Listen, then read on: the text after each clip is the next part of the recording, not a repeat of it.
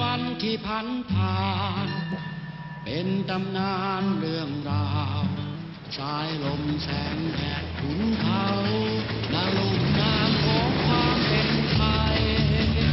ไปอย่างที่เราไปเป็นอย่างที่เราเป็นไม่เลยไม่เคยยกเว้นไม่ลองย่อมไม่รู้สึกเป็นส่วนลึกของความในใจถ้าต้องสอนเธอจะสอนได้ไหมถ้าให้เธอคิดเธอจะคิดอะไรถ้าให้เธอทำเธอจะทำอะไรเราเข้าใจดีถึงความรู้สึกอันแท้จริงของหนุ่มสาวไทยที่มีต่อเมืองไทยที่ทุกคนรักและโค้ก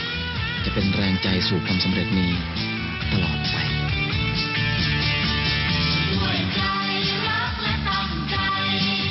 มั่นใจแม้นานแสนนานเธอคือพลังงานตากลานผู้สืบสานสร้างสรรค์ของไทยให้เธอคิด